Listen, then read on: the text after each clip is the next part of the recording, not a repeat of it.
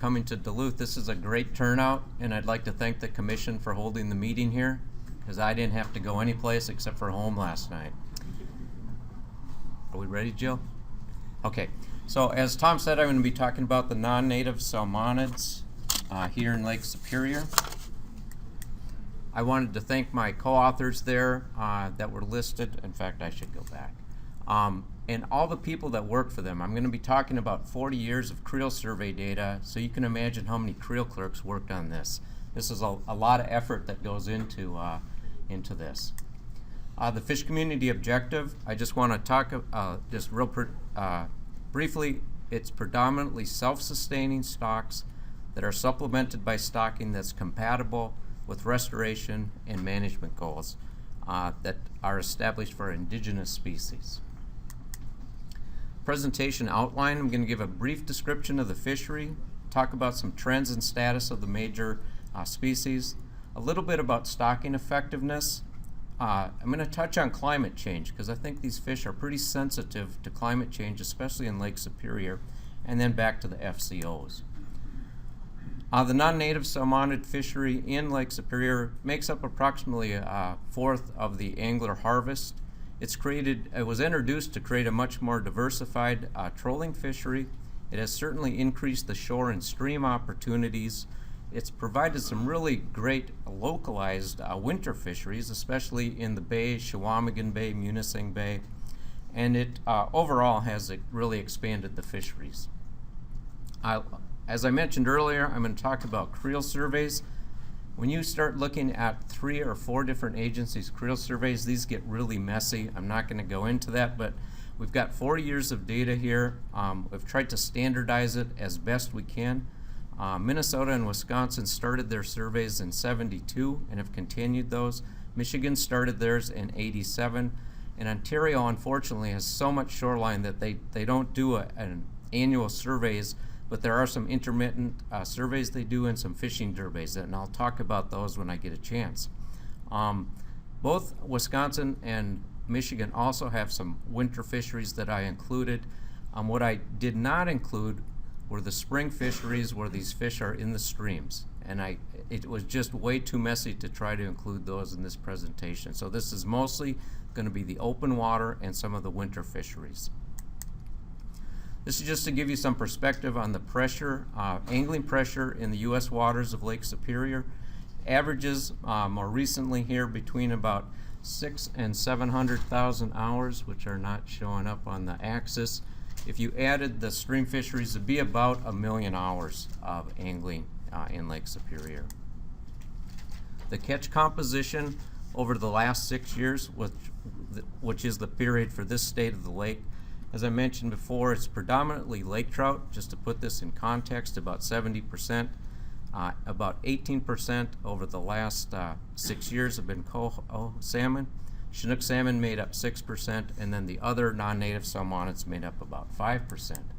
If you look more closely at the non-native salmonids, you can see coho salmon is by far the greatest in abundance in the angler's catch, followed by Chinook salmon, splake, which was kind of surprising to me, rainbow trout, pink salmon, and brown trout. Remember, this is the open water and the winter fisheries. It does not include the stream fisheries. If you look at it through time since 1972, it's actually been extremely stable in the proportion of catch between lake trout and some of the major non-native salmonids, which would be coho and Chinook in this case. If you look at trends in stocking, because these fish were introduced through stocking, obviously being non-native, it increased gradually up until about the mid to late 1980s, and then since that time it has declined. And from the peak of stocking, again, unfortunately the y-axis isn't showing up here, but in 86 through 90, it totals about 3 million fish that were stocked in that period. So that was the highest, and as you can see, we're at about 1/3 of that level right now. The biggest change has been in we no longer stock coho salmon, and Chinook salmon stocking has been greatly reduced. Again, no y-axis, unfortunately. This is the catch in the creel of the major Salmonids in the U.S. waters, and you can see although stocking has declined by two-thirds, the catch rates and the total catch has remained very high, and it's about the peaks are at about 30,000 fish. And I just wanted to point out that a peak of stocking of 3 million fish and a catch of 30,000 fish is about a 1% survival rate overall for stocked fish. And a lot of those fish are not stocked because they're wild fish that have been reproduced. So just kind of keep that in mind as I move forward. You can see that although we didn't stock any coho at all the last 10 or 15 years, or very few, they still are predominantly are what makes up the catch. I wanted to show just some of the data from the Brule River trap that's been in existence for many years. Most of these fish are wild, self-reproducing fish. On the very bottom is Chinook salmon at relatively low levels, but it really hasn't changed much, very consistent. Coho salmon fluctuates a bit more based on year class strengths. And then brown trout in the yellow, and then steelhead, which the Brule, of course, is a noted steelhead stream in Lake Superior. Increased up until just recently, this last year. The major increase is probably because of some more restrictive regulations. But I did want to show the 2012 data so people don't get too nervous here. Paul supplied me with some of this data.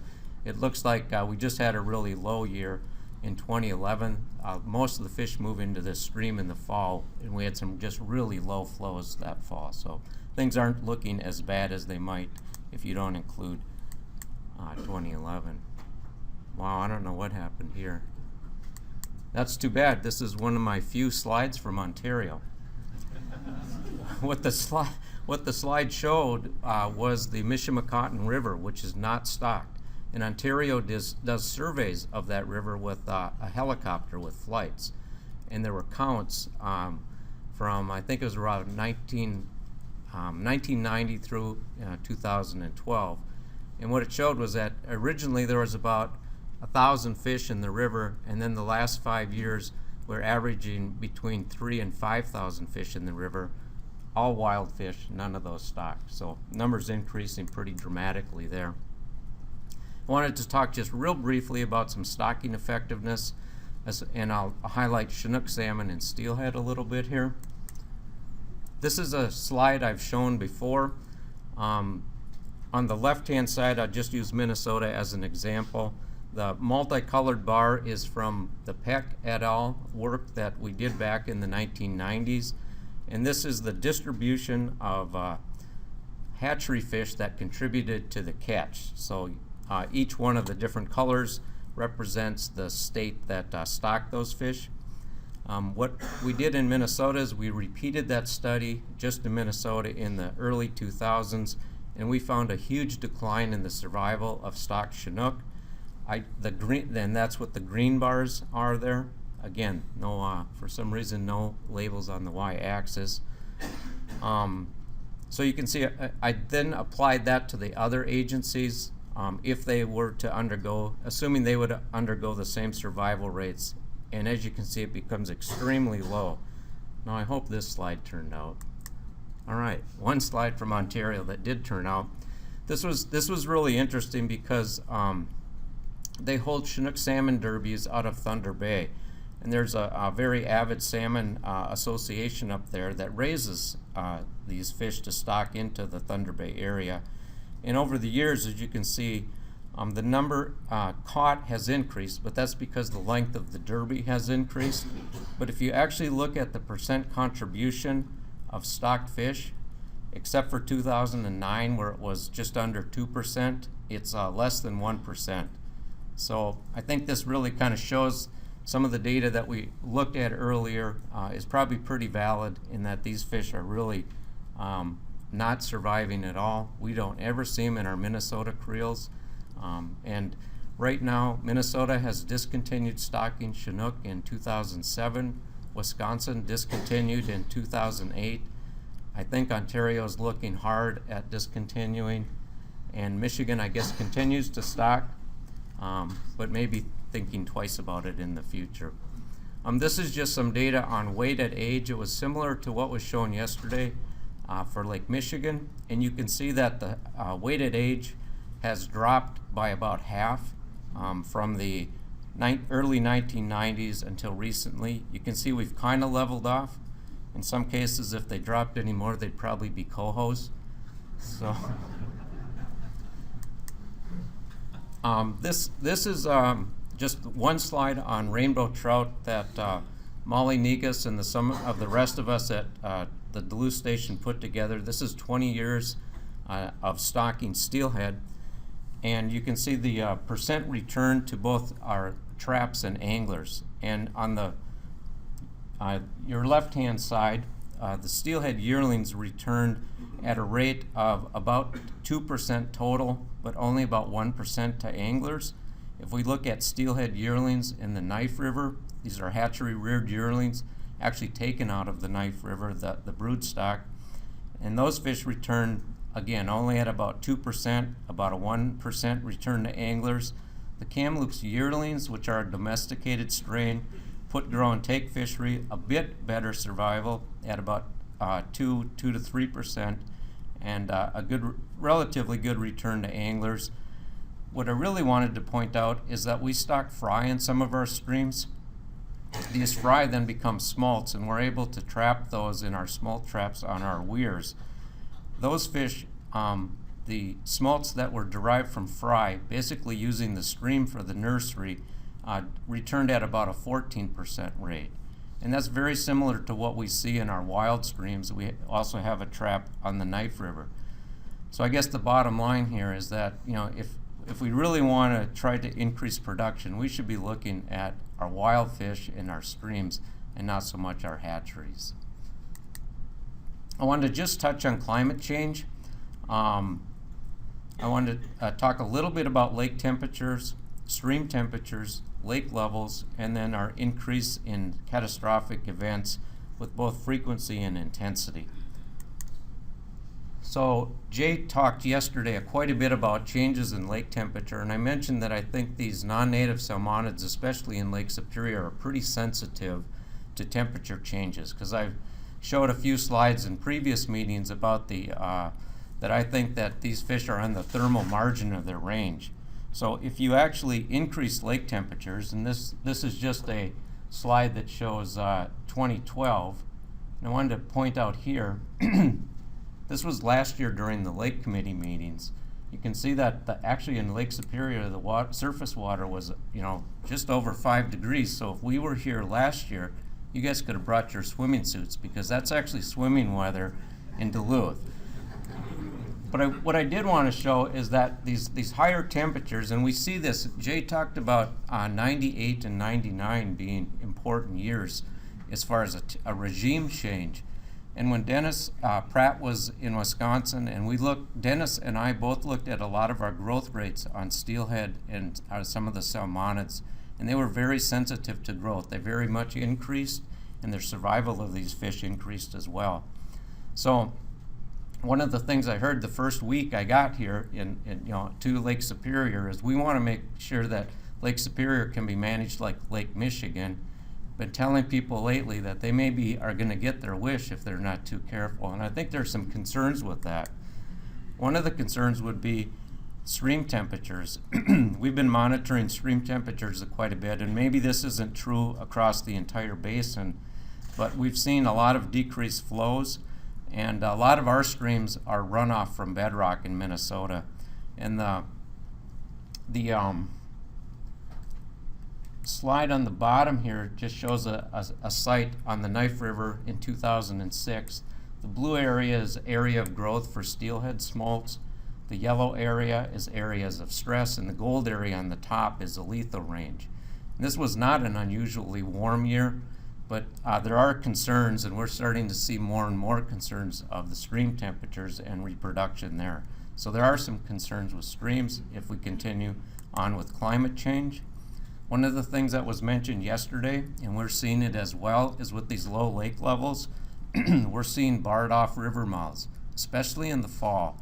I don't know if this is prevalent along all the shoreline, but I think it's something that we'll see more of. You know, right now Lake Superior is a foot below normal, but that 1 foot can expand out to many feet if you look at the actual amount of area. And when you get some big northeast winds, at least on the Minnesota shoreline, those streams bar up, and without flow, fish aren't going to get in or out of those. Lastly, I wanted to talk about some of the catastrophic events that we've seen. Actually, June was a good example here in Duluth.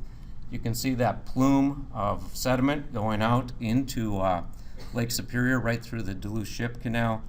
Luckily, those dams on the St. Louis River did not give way, but it did wash out the road there.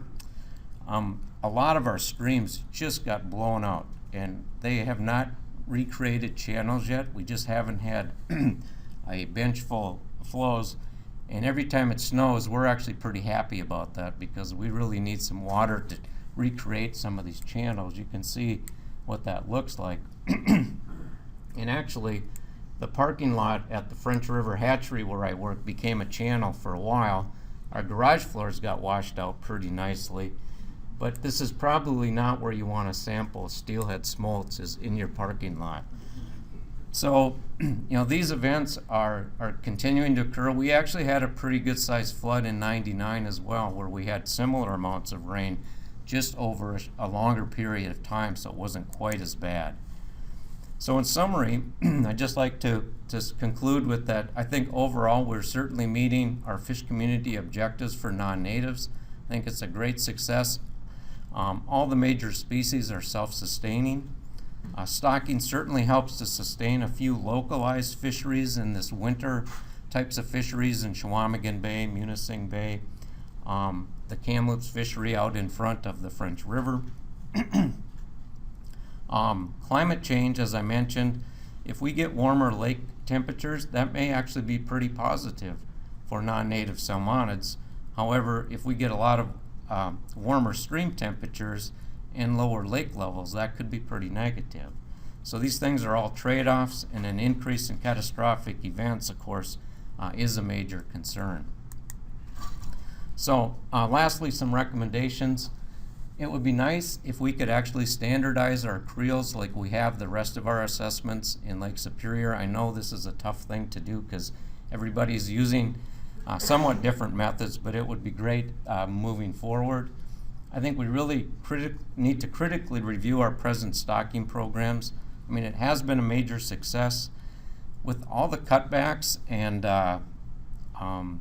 concerns we have with dollars, we really, you know, it's irresponsible of us not to let anglers know that these programs are pretty self-sufficient, and is this really the wisest use of angler dollars to continue stocking some of these fish?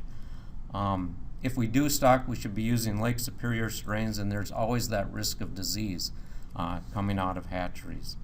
And lastly, I think we really need to think about monitoring and adapting to climate change, both with our native species, as Dan talked about yesterday, and with some of our non-natives as well. So with that, I'll try to answer any questions that you might have.